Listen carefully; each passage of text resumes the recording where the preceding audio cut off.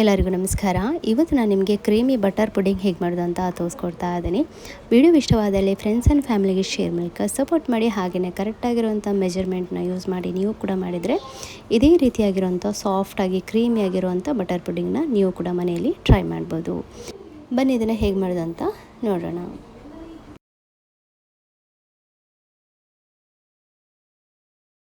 ಫಸ್ಟಿಗೆ ಇಲ್ಲಿ ನಾನು 10 ಗ್ರಾಮ್ ಚೈನಾಗ್ರಾಸ್ ಇದೆಯಲ್ವ, ಅದರಲ್ಲಿ ಅರ್ಧ ತೆಗೆದುಕೊಂಡಿದ್ದೀನಿ. ಅದನ್ನು ನೀರಿನಲ್ಲಿ ಚೆನ್ನಾಗಿ ನೆನೆಸ್ಕೊಳ್ಳಿ. ನಂತರ 2 ಬ್ರೆಡ್ ಸ್ಲೈಸನ್ನು ತೆಗೆದುಕೊಳ್ಳಿ. ನಂತರ ಅದರ ಸೈಡ್ನೆಲ್ಲ ಚೆನ್ನಾಗಿ ಕಟ್ ಮಾಡ್ಕೊಳ್ಳಿ. ಈಗ ಅದನ್ನೊಂದು ಸ್ಕ್ವೇರ್ ಆಗಿ ಕಟ್ ಮಾಡ್ಕೊಳ್ಳಿ.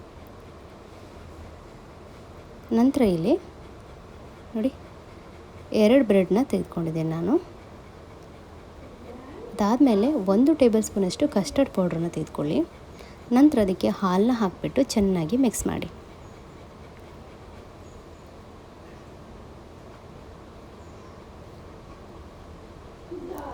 ಈಗ ಒಂದು ಪಾತ್ರೆನ ಬಿಸಿಗೆ ಇಟ್ಕೊಳ್ಳಿ.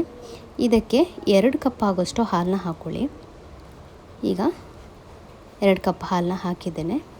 ಒಂದು 1/4 ಭಾಗದಷ್ಟು ಅನ್ಸಾಲ್ಟೆಡ್ ಬಟರ್, ಹಾಗೆಯೇ ಒಂದು 1/4 ಸ್ಪೂನಷ್ಟು ವೆನಿಲಾ ಎಸೆನ್ಸ್, ಹಾಗೆಯೇ ನಿಮಗೆ ಸಿಹಿಗೆ ಬೇಕಾದಷ್ಟು ಮಿಲ್ಕ್ ಮೇಡ್ ಇಲ್ಲಾಂದರೆ ಸಕ್ಕರೆ ಕೂಡ ಯೂಸ್ ಮಾಡ್ಬೋದು. ನಂತರ ಇಲ್ಲಿ ಅರ್ಧ ಕಪ್ ಆಗೋಷ್ಟು ಫ್ರೆಶ್ ಕ್ರೀಮ್ನ ಹಾಕ್ಕೊಳ್ತಾ ಇದ್ದೀನಿ, ಅಮೂಲ್ನವ್ರದ್ದು. ಈಗ ಇದನ್ನು ಒಂದ್ಸರಿ ಚೆನ್ನಾಗಿ ಮಿಕ್ಸ್ ಮಾಡ್ಕೊಳ್ಳಿ.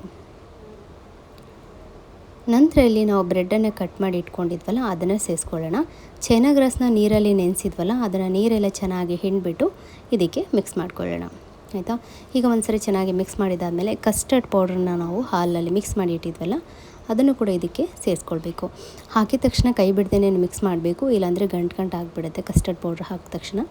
ಈಗ ಚೆನ್ನಾಗಿ ಒಂದ್ಸರಿ ಈ ರೀತಿ ಈಗ ಇದು ಚೆನ್ನಾಗಿ ಕುದ್ದಿದೆ. ನಾವೀಗ ಇದನ್ನು ತಣಿಲಿಕ್ಕೆ ಬಿಡೋಣ, ಸಾಕು. ಈಗ ತಣ್ಣದಿದೆ.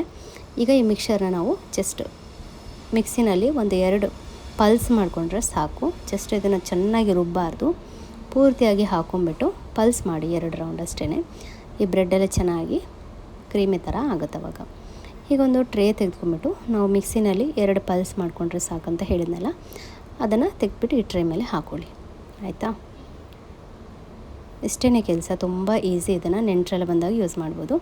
ಇನ್ನು ನಿಮಗೆ ಇಷ್ಟವಾಗಿರುವಂಥ ಡ್ರೈ ನಟ್ಸ್ನ ಹಾಕ್ಕೊಳ್ಳಿ. ಫುಲ್ಲಾಗಿ ಹಾಕ್ಕೊಳ್ಬೋದು. ನಾನಿಲ್ಲಿ ಸೈಡಾಗಿ ಹಾಕ್ಕೊಂಡಿದ್ದೀನಿ. ಫ್ರಿಜ್ನಲ್ಲಿ 1 ಅವರ್ ಬಿಟ್ಟು, ಅಂದರೆ ಫ್ರಿಜ್ಜಲ್ಲಿ ಇಟ್ಟು 1 ಅವರ್ ಆದಮೇಲೆ ನೀವು ಇದನ್ನು ಕಟ್ ಮಾಡ್ಕೊಳ್ಳಿ. ಆವಾಗ ನಿಮಗೆ ಕಟ್ಟು ತುಂಬ ಚೆನ್ನಾಗಿ ಬರುತ್ತೆ. ಸೊ ನೋಡಿ ಎಷ್ಟು ಚೆನ್ನಾಗಿ ಬಂದಿದೆ ಕಟ್ ಅಂತ, ಕ್ರೀಮಿಯಾಗಿತ್ತು. ಸೊ ನಾನು ಹೇಳಿರೋ ಮೆಜರ್ಮೆಂಟಲ್ಲಿ ಕರೆಕ್ಟಾಗಿ ಮಾಡಿ, ಆಗ ನಿಮಗೆ ಕರೆಕ್ಟಾಗಿರೋವಂಥ ಸಾಫ್ಟಾಗಿ ಕ್ರೀಮಿಯಾಗಿರೋವಂಥ ಬಟರ್ ಪುಡಿಂಗ್ ರೆಸಿಪಿನ ಮನೆಯಲ್ಲಿ ನೀವು ಕೂಡ ಟ್ರೈ ಮಾಡ್ತೀರಾ. ನೋಡ್ತಾ ಇದ್ದೀರಲ್ಲ, ನೋಡಿ ಎಷ್ಟು ಕ್ರೀಮಿಯಾಗಿ ಬಂದಿದೆ ಅಂತ. ಸೊ ಇವತ್ತಿನ ಈ ರೆಸಿಪಿ ನಿಮ್ಮೆಲ್ಲರಿಗೂ ಇಷ್ಟ ಆಗಿದೆ ಅಂತ ನಾನು ಭಾವಿಸ್ತೀನಿ. ಇಷ್ಟ ಅಂದರೆ ಫ್ರೆಂಡ್ಸ್ ಆ್ಯಂಡ್ ಫ್ಯಾಮಿಲಿಗೆ ಶೇರ್ ಮೂಲಕ ಸಪೋರ್ಟ್ ಮಾಡಿ. ಹಾಗೆ ನಿಮಗೆ ಹೇಗೆ ಅನ್ನಿಸ್ತು ಅನ್ನೋದನ್ನು ನನ್ನ ಜೊತೆ ಶೇರ್ ಮಾಡೋದನ್ನು ಮರಿಬೇಡಿ. ಸಿಗೋಣ ಮತ್ತೊಂದು ರೆಸಿಪಿಯೊಂದಿಗೆ.